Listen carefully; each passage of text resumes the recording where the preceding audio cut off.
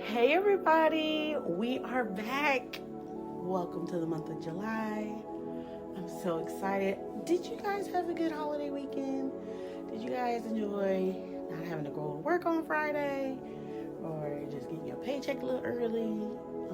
Here in America, we celebrated the 4th of July weekend, even in the midst of feeling like freedoms are being taken away left and right. That's just my opinion. But it was good to just be able to get out and just hang out with some people. And I spent time with my family. So I hope to my listeners out there, you had a good weekend. But of course, it's a new day and a new time for the show. Thank you for tuning in. I know Sundays at 7 a.m. It's like, Alesha, we got tons and tons of church going on and services and things like that. But I'm very thankful. It seemed to me that I got a lot more listeners on Sunday. And then it was good because it rolled on through Monday, because the ones who listened faithfully on Monday, like you guys, it's been eye-opening. Like, I think people are searching for the Lord or searching to hear a word from God on Sundays just naturally. So I'm getting people who may be looking for hope or encouragement or inspiration or a word from the Lord. And I'm stumbling across them. So we will be officially Sundays, 7 a.m. each week. And of course, you can share it. I've invited you all to just add this to your morning routine, and we're going to have fun because July starts a whole new topic. We ran the purpose topic for the last 2 months, and it's just because there were so many different versions of it, and I wanted to take my time. I didn't want to rush through it, and I most definitely didn't want to forget something. There's multiple ways that that has blessed you. If you haven't listened to the last 2 months, please go back and listen to them. Share them with your friend. So since I'm talking about friends, we will be discussing strong friends all month long. And it is to gear up for a very big surprise. Well, it's a surprise to you guys. It's not to me. You guys, I am so excited to announce to you what I have been working on, but you have to listen to the whole episode to even find out what it is. So let's buckle up, let's buckle in, and let's talk about strong friends. Now, for myself, I am one of those people where I took the word being a strong friend like really like a badge of honor, and it feels really good because it's like, man, Alesha, you go through a lot of different things and nothing really bothers you, and no matter what the enemy throws at you, you still are able to rise above it, and you're still seeking God's face, and you're still pursuing. And you know what? Hey, I'm struggling with this. Can you pray for me? Can you do this? And I'm showing up for people. I'm showing up for activities. I'm showing up for just other opportunities as well, to show them like, hey, I'm strong enough to take this. I'm strong enough to do this thing. And by the time I would get home, I'm done being wife, I'm done being mother, I would get home and then be just completely like a zombie, because I had spent all of my energy doing and being for someone else. And it took me a long time to realize that I was being strong for everyone else, but not myself. I wasn't setting boundaries. I wasn't understanding what my limits were. I wasn't taking rest. I was taking on other people's burdens. The list could go on and on. And the telling sign of that was, as you know, I had surgery recently on my gallbladder. It got removed.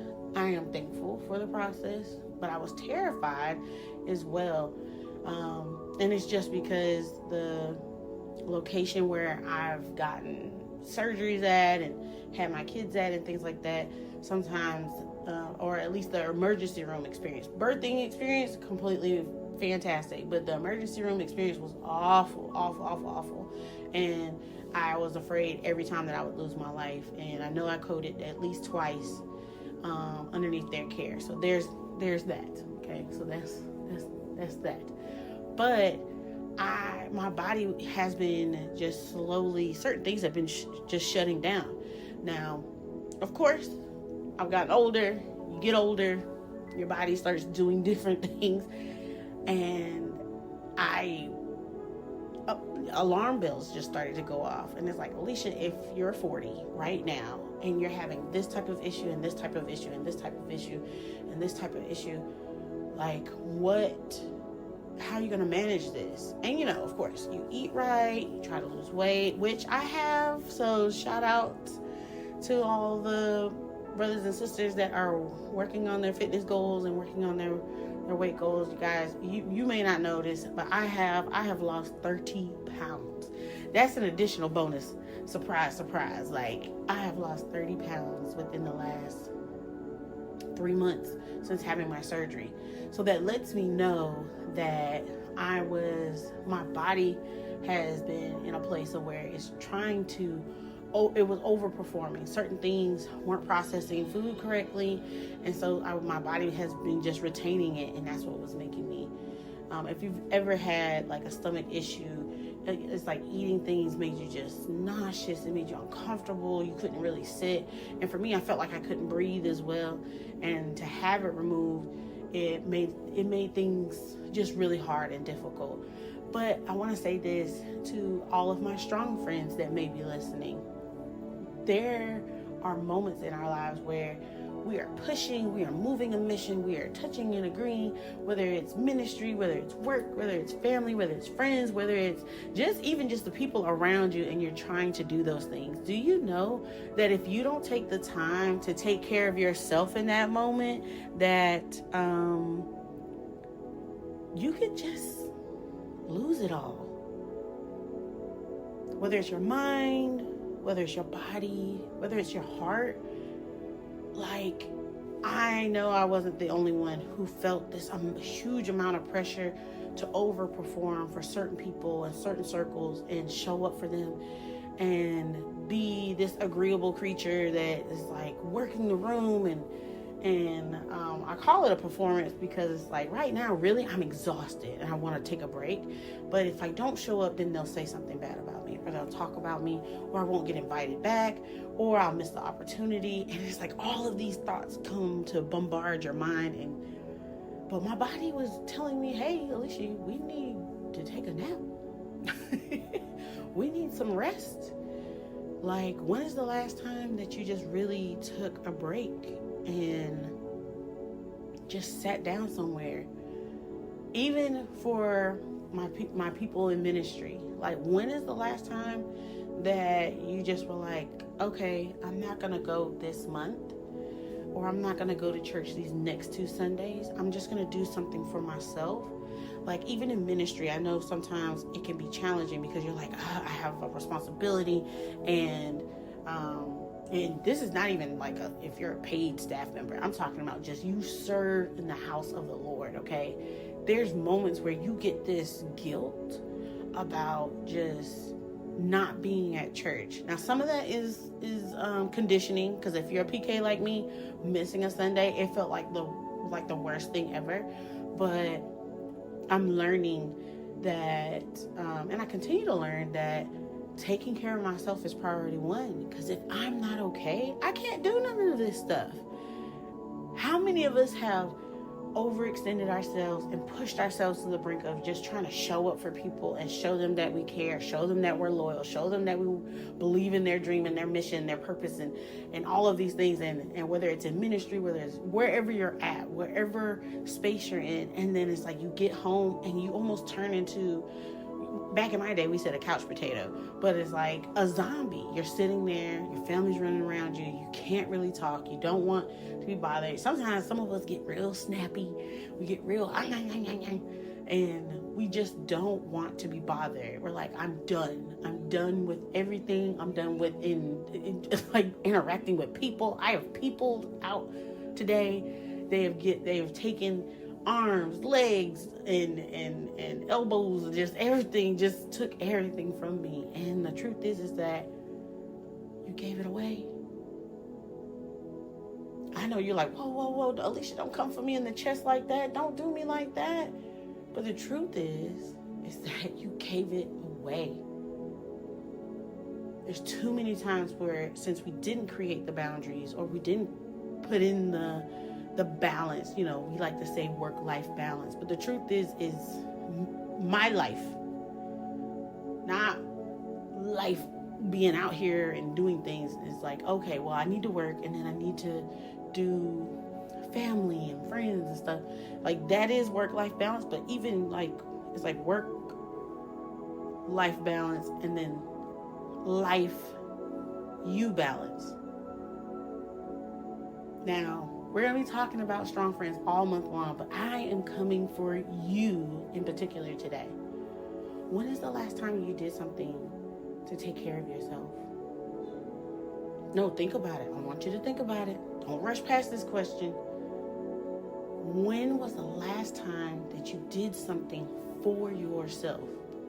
Now, you know me. I've been working on taking time for myself, and I've done like a couple of trips kind of by myself, and it's been good. It's been helpful. It allows me to decompress, kind of take a break from being in mom mode, as I like to say.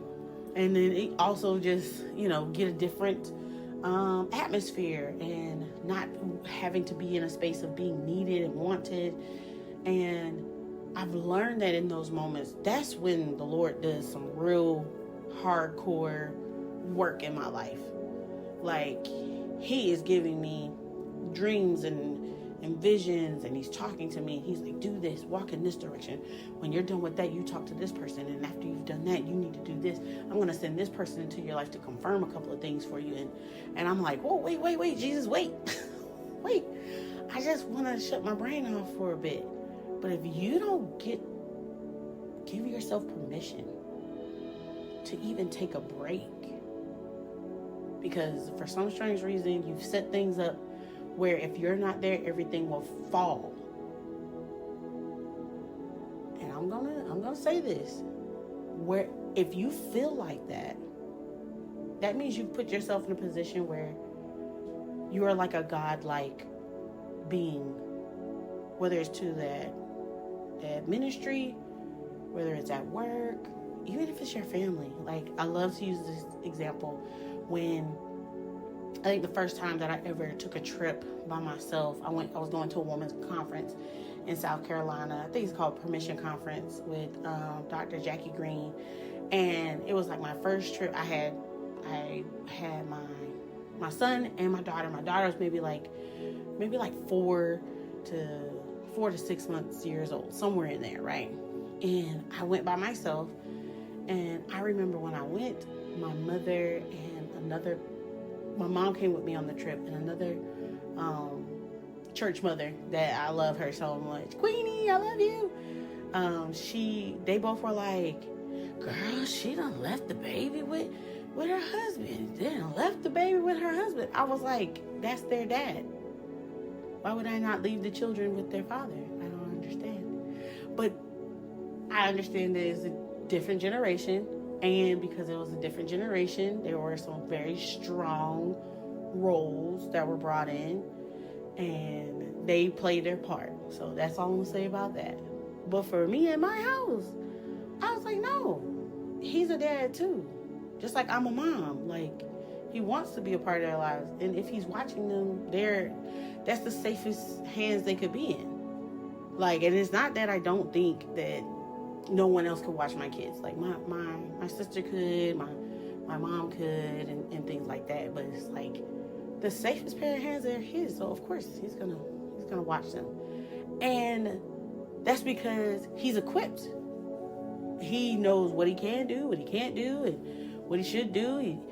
I haven't put myself in a position in his parenting where he felt like he could not make a decision without me, or that I didn't communicate with him, or let's say I lacked the ability to communicate to him what the kids' needs were. And the truth is, he was equipped. He was equipped to parent our children, to take care of them, to do all the things that is necessary for them to make it from one day to the next day.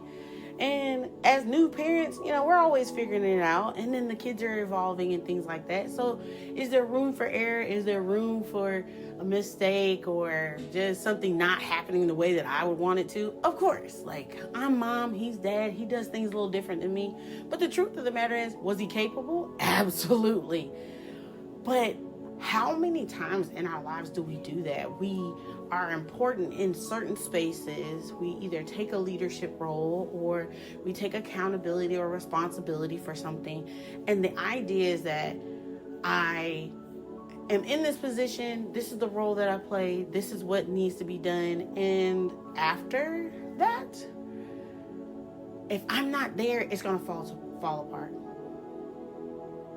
Yeah, I know I'm not the only one. You don't even have to raise your hand this time. I'm going to raise it for you. There it is, right there. It's raised. I know there's been plenty of times, plenty of opportunities, plenty of situations where if someone was trained better or you encourage someone to step up to the plate, or if you equip somebody to do certain things, that they can take a load off. Now, I hear you already about to scream at me. Alesha, I did that once before, and I trusted that person, and they let me down. And the truth is that they're people. It's not trust that was broken. It's more like, okay, you learned something from that, right? And it shouldn't have been, don't trust nobody. It's more like, okay, Lord, reveal to me how to equip this person so that the next time we do something, they feel more encouraged, I feel more secure, they feel a little more capable. Or you know what? Let me not put all the responsibility on myself. Let me go ahead and take 50% of it, give the other 50% to this person, and give them the rules and guidelines of what's necessary for this task to get done. Not a blanketed, oh, okay, here you go, here's the task, do this assignment. And then the day that it's due, you're like, okay, tell me about it. No, that's not good stewardship. That's not good leadership. But if I've spent time with this person and they know, and I've kind of walked with them through the process, guess what? I'm like, okay, well, you know what? Let's meet back. The meeting's on Wednesday of next week. Let's meet back on Monday to kind of do an overview of what you've done and then what I've done. And then let's combine and make sure that everything flows correctly. Guess what? Monday comes. We fixed a few things that needs to be fixed because you've already set the tone for it. So you're relieving some pressure and some other things, but it just shows. It shows. You've put yourself in a godlike position when you're not supposed to. You better ask my team. You better ask them. I love them so much. I know I brag about them all the time. Maybe one day y'all meet them, but I love them so much. They will suggest things so that they can take the pressure off of me. They will say, hey, Alesha, I don't have anything to do. I would love an opportunity to try something. Guess what I do? I say, yeah, what do you want to try? Let's try this. They're like, okay, yeah, let's try it. Cool. Let's try and set it up. Guess what? What's the worst that could happen? Nothing. Nobody's at risk. My ego and pride is not that big to where, oh, they messed up today, it looks bad on me. No, it's more like I'm the leader. So if somebody was to say, hey, Alesha, what happened today? I said, we were trying something new. It didn't go right. It's like, but we're going to tweak it so that we can make sure it's executed properly next time. That's it. Guess what my boss will say? And that's really, literally my pastor. Guess what he'll say to me? Okay. And he walks off. Because he knows that my heart is in the right place. And the intentions that I have is for things to get better. Not that it's perfect, but for things to get better. So here you are in these spaces, in the relationships that you have, in the workspace that you have, and you've made yourself the strong friend. And you're exhausted. Yeah, you're exhausted. You're in a position where you can't relax. You feel like you have to keep going. You have to perform. And you're exhausted. You have no one to lay your head down with. You have no one there to rest with.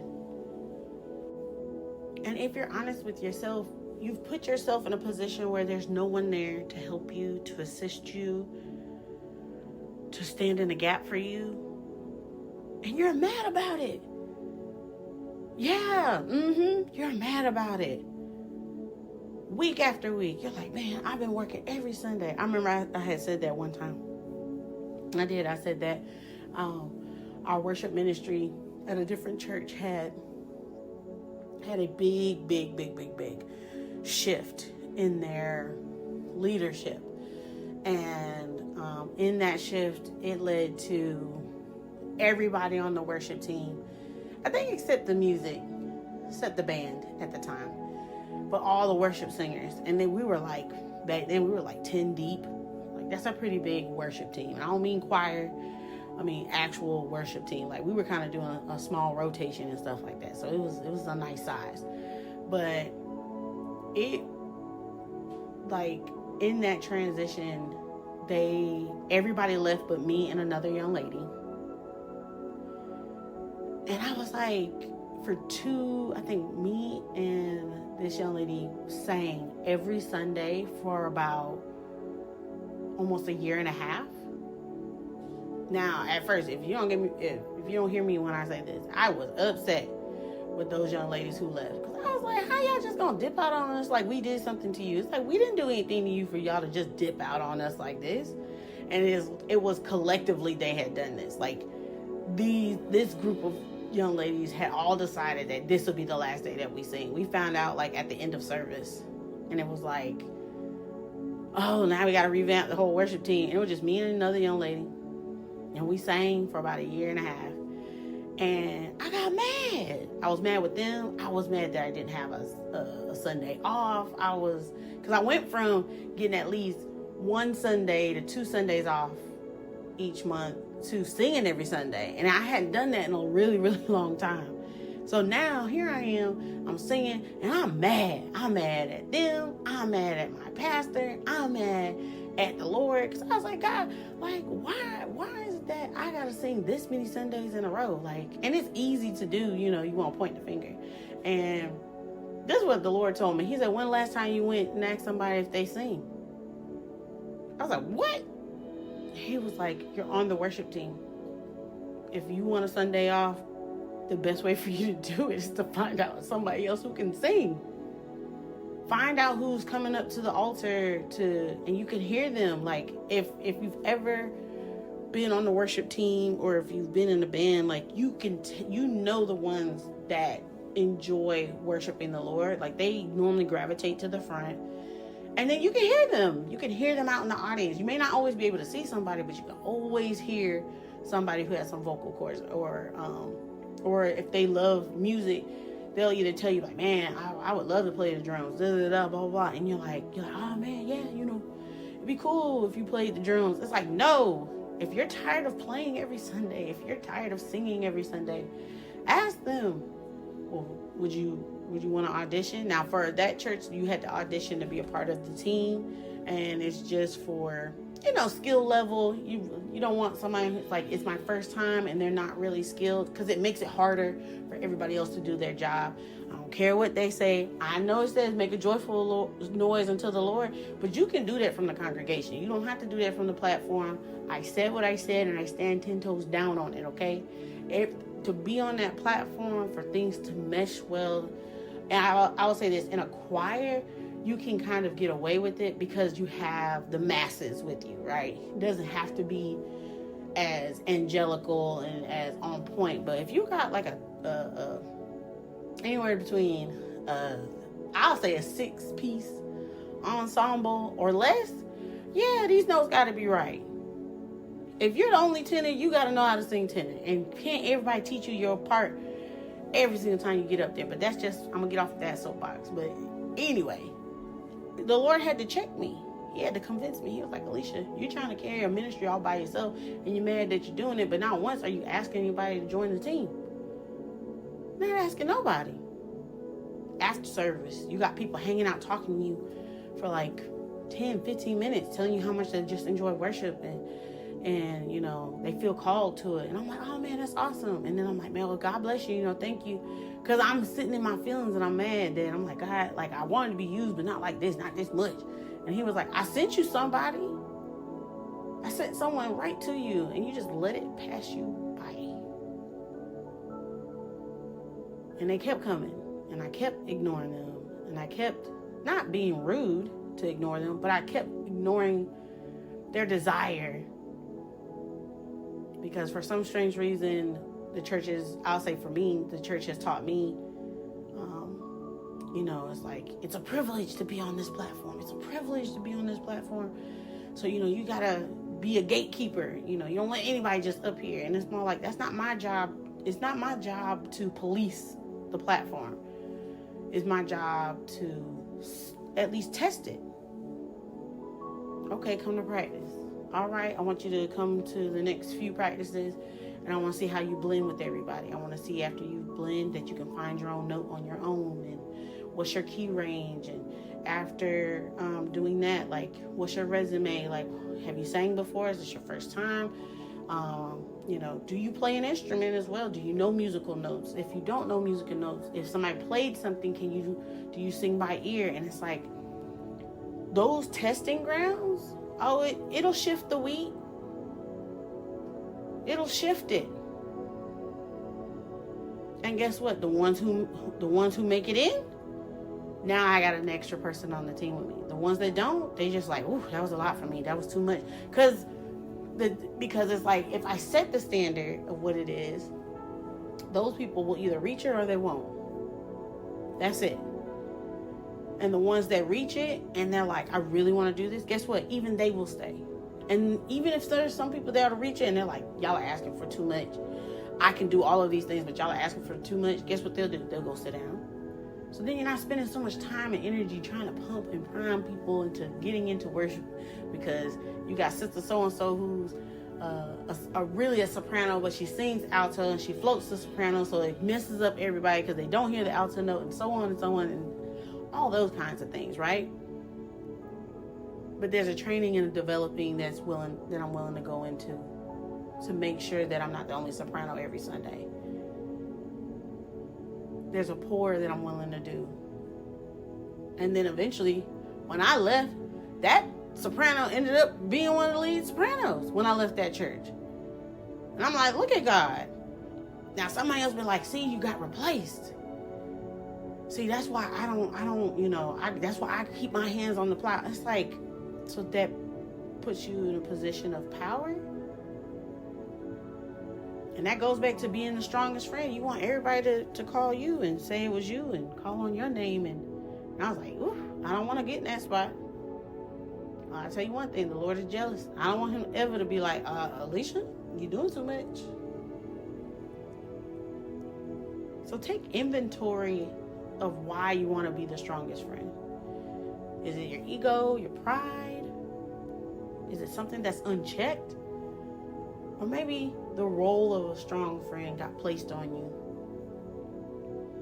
Everybody's life is chaos around you. But you're the friend who's going to be honest with them. You're the friend who's going to confide in them.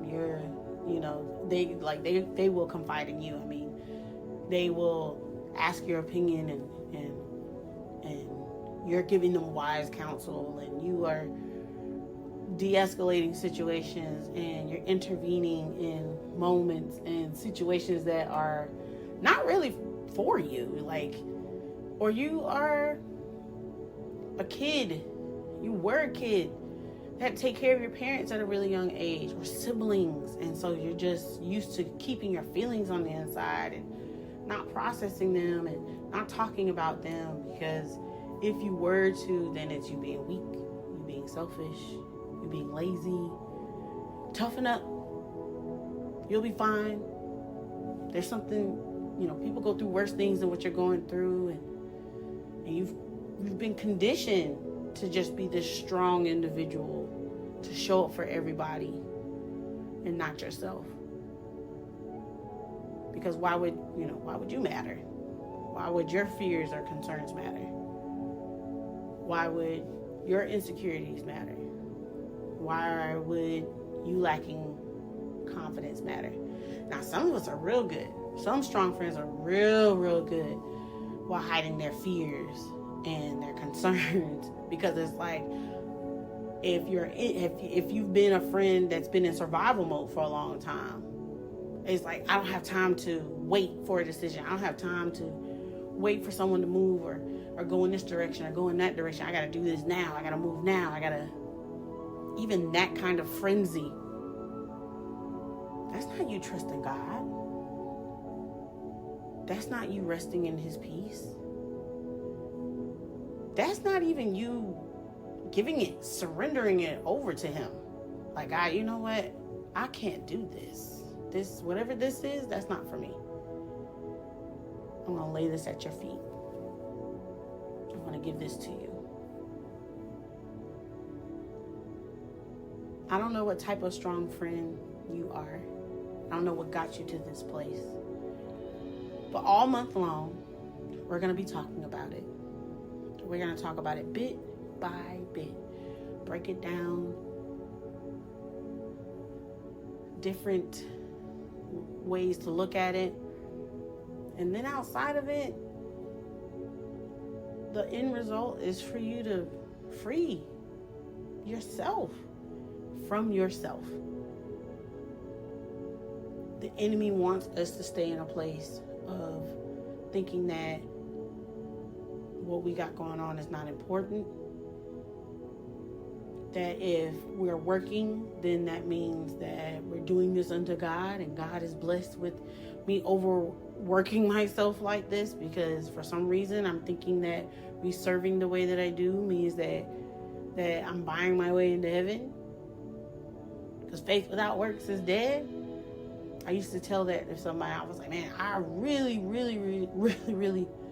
believed in the works part. I was like, not the faith without works is dead. It's like, so I need to work. That's how I took it. I was like, so I need to work and show God that I have big faith. But if I'm honest, I have big works but little faith. I would say if it's his will. Not a real, like, confident, if it be God's will, I'm down for it. That's what I want. No, it was like I gave up hope. I got tired of asking for things and hoping that people will show up for me and hoping that the desires of my heart would be fulfilled, and then be like, I'm doing all this work. Serving here, I'm giving here, I'm sowing into this person's life, I'm helping this person, I am taking on the emotional baggage of another person's situation because I want these people to know that I am with them, because I've been in situations where I felt completely and utterly alone, and I don't want someone else to feel that, so I'm projecting my own feelings onto other people, hoping that they can see me, so when it's my turn, they'll show up for me. And even when those moments happened, they didn't show up for me because I wasn't their burden to carry. And I've learned. I've picked up people's burdens that I wasn't meant to carry. And I was good for that. Good for that. Because in my mind, if I'm a friend and I love you and I care about you, that I'm going to spend the time, I'm going to spend the energy sowing into you, because I want you to feel my love. I was thinking about it the other day. I was like, man, I have a lot of friends in my life, even my bestest friends. Like, I love them so much. I do. I love them so much. But I'm the touchy-feely one. Like, I am the emotional care bear of the group. And it's not that, like, I have one, she'll cry. I have one, it's rare that she'll cry. Like, I've only seen her cry twice in the over 10 years of friendship, like 15 years of friendship that we have. Like, I've only seen her cry twice. And then I have another one that doesn't really cry often. Like, it'll be more like a something has to happen, and it has to be so big that now she can't control it. But like, just having a little moment of like, I'm just sad today, or I'm just dealing with this. And I've learned that because I have been the emotional support friend of this group, that's how I've been the strong friend. I am carrying the weight of other people's emotions because it's like, I'm like, because I'll ask them, I'm like, okay, so how do you feel? And they're like, I mean, it is what it is. I'm like, wait a minute. What do you mean it is what it is? I said, do you not hear what you just said? This happened and this happened and this happened. That's heavy. Like, that's heavy. And so you know how some friends are. I'm the one that gets so mad about it that I'm mad with you. And sometimes I be more mad than you are. And I'm like, nah, you ain't talking to her no more. Nah, you ain't gonna be. No, don't be in my friend's face. But the truth is that I overstepped the boundary. I can't be more upset than they are. And then because I was so upset, I'd be laying in the bed still mad about going, wanting to fuss. Because it's like, I can't believe it. This happened to you and this happened. And then they're off going off and doing whatever and as if nothing happened. And then they're like, I'm just processing. And that another thing, learning that other people process things at a different pace. It hits me so fast. Because it's like, my mind is like, and it's like, so when I had my emotional breakdown, and I'm thinking that somebody's going to do that for me, they couldn't. They did their best, but it wasn't what I needed. It wasn't what I would have done, what I have done for them or would do for them. They didn't have the capacity to do it. And it's not that they're not good people, and it's not that they're not good friends. It's more like I hadn't taken inventory of who I surrounded myself with. And I was like, God, please bring somebody into my life where I can be vulnerable with. And the Lord did. You've met some of them on this podcast. They have come and they have helped heal my marriage. They have helped guide me through me figuring out my own medical issues. Like Summitri's Trussell, she's been on the show. She was just so helpful with helping me understand medications and understand like mental health in a different way, where how it can impact your medication can impact certain things, and not being able to talk about certain things. Like, I'm so thankful to her. Or Tamika the creative, like, she is my hairstylist. I love her. She's done my hair multiple times in different versions and seasons of my life, and she's truly been a blessing. But it's like, in the midst of her going through her separation with her husband, she's encouraging me about maintaining my relationship with my husband, because she could tell. She was like, hey, Alesha, you need these resources. Like, talk to this group and about this group and about this group, and then see which one of those groups work for you. And it's like, if I had not been surrounded by these types of women, I wouldn't be with my husband still to this day. I wouldn't have, because the group of friends that I had before, they both have shared, like, two of them have shared that they've been in they have been divorced. And I've told them this, and I was like, well, it was hard to not share things with you guys, because it's like, I don't want to lose my relationship. I don't want to lose what I have going on, but I need somebody to help me in this. And they just couldn't. They weren't in the place to do that. They weren't in the place of being able to be unbiased, as I say. And it's like, and then because of me being in that state for so long, bits and pieces of me started to unravel.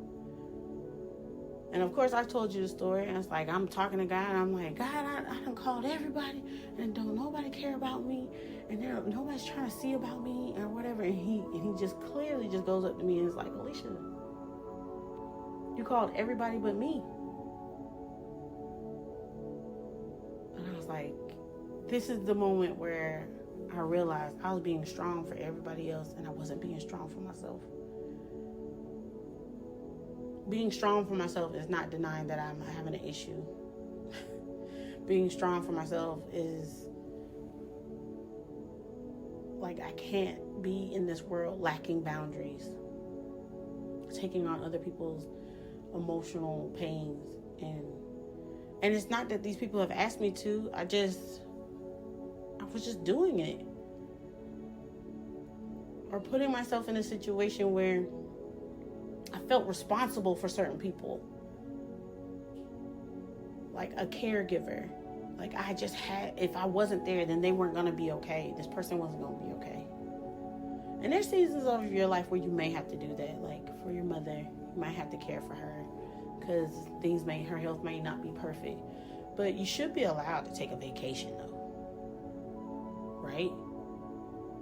And I know the fear in your mind is that, hey, if I leave and I'm out here and then something happens to her, then I'm going to blame myself. And I get that. That fear is real.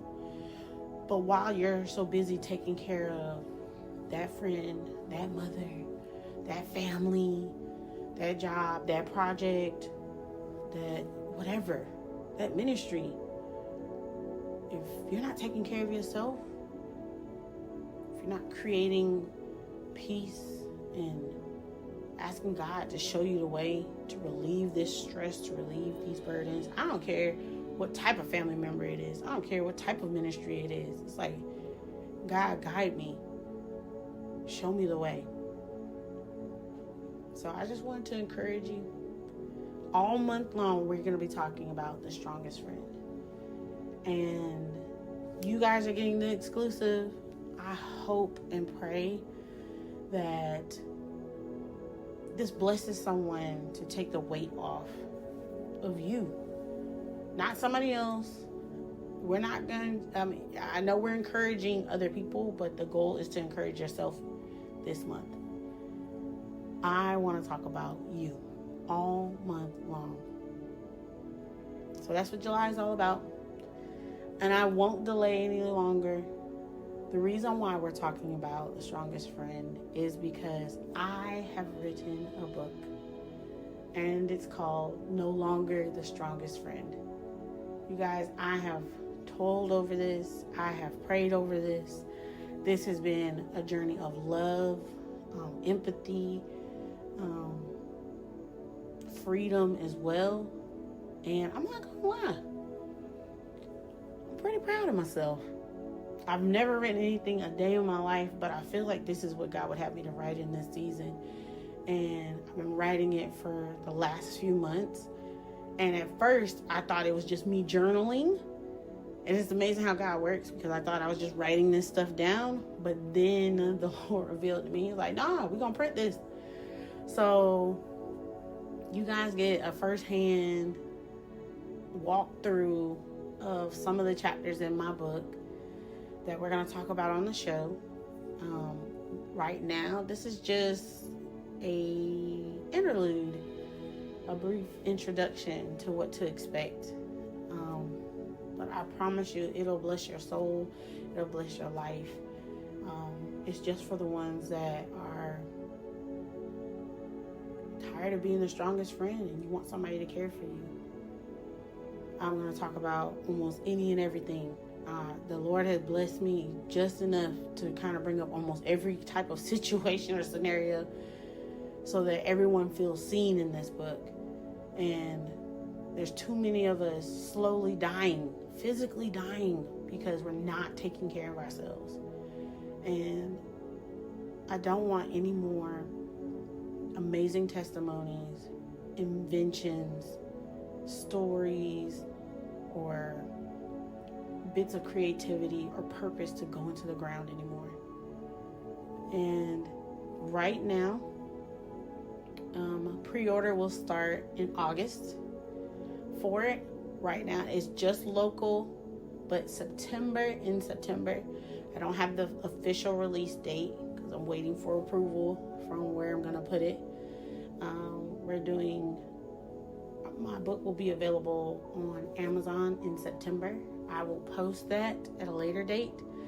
If you are local in the middle Georgia area, I am you're able to pre-order your book. And if you come to the Deliver Her conference, I am more than happy to sign your book when you come to pick it up, because that'll be the day that you can pick up your book, and then I'll sign it and things like that. But right now, everything is going to be set for a pre-order for August, so that when the conference happens, I think after the conference is when you'll be able to purchase it on Amazon. So you guys, I did it. I can't believe it. To the ones I told, and I'm so thankful for you. I am so blessed. Yeah, they have encouraged me, and they've let me know that I'm on the right track. Like, just confirmation, really. And I really believe that this is a word from God as well. If he was able to see me in my most vulnerable state, feeling completely chaotic and lost, that I know that there's someone else who's feeling like that as well. I know there's someone else who needs to do some self-analyzing of their situations and how they view themselves. Because really, it's about self-care. That's all this book is about, is self-care and finding the best way of doing it, you know. And yeah, the way that this book is spoken, it is from a big sister's perspective. I have a big sister, and there was portions of me and her's relationship where it wasn't always good. And it's just because of some other things that were going on. We were taught to kind of compete for affection and love. So a lot of things I learned on my own, and I'm thankful that even years later in my mothering, she was able to, that same sibling was able to be a big sister to me and drop nuggets of encouragement and tell me what I should do and how to, you know, like putting myself first. And it was really her. Who would have known that after all of this distance, she'd be the one to help me get a better perspective of my situation and to really take care of myself. So to my sister April, I love you and I thank you. You guys, I told you I've been waiting to put this out there. At the end of this month, the beginning of August, I'll give you an exact date, okay? You'll be able to pre-order if you live in the Middle Georgia area. I'm going to say that again. If you live in the Middle Georgia area, because I'm not shipping nothing out. Mama ain't got no big manufacturing company. I don't have none of that. It's a mom trying to do what God has told her to do to the best of her ability. I'm going to use the tools that are available to me. Once I get all the details to you, but you guys got the exclusive since you waited and you listened to the whole episode. So be excited. I am going to drop the cover today as well on all social medias. And I'm gonna wait. I almost got ahead of myself trying to do things by the timeline that the Lord gave me. At the end of the month, you will see the book and the book cover and all the things with it. But to my online family, I want to say thank you. I'm praying for you constantly, and I cannot wait to see how many of my strong friends start to recover. Yep, I cannot wait to see and hear your stories and hear your testimonies. If there is someone out there who is having a hard time, I want to pray for you right now. Father God, in the name of Jesus, I just say thank you. Thank you for this moment. Thank you for this strong friend, the friend that bears the weight, the friend that is silent, the friend that is interceding for the others, or just feels like they have the world on their shoulders. And we want them to know that they're loved, they're seen, that you have them in your hand, that you are with them. Be a comforter, God. Grant them peace in this season. Allow them to know that they can rest in you. Allow them to feel your presence wherever they are. And God, we just say thank you. Thank you for what you're about to do for them. Thank you for helping us all stop being the strongest friend. And I can't wait to see everyone be activated in what you would have for them to do. No longer will we be stronger for everyone else and not strong for ourselves. Yeah. No longer will we sacrifice. No longer will we put ourselves in situations that make us feel like we can't do what we need to do because I have to do all these other things for other people. God, we choose you, your will, our purpose, and our yes first. So I want to say thank you so much. We love you. In Jesus' name we pray. Amen. You guys, I can't wait for all of these things to manifest and for them to show up. And of course, as always, keep going and keep being wild for God. See you next week, Sunday, 7 a.m.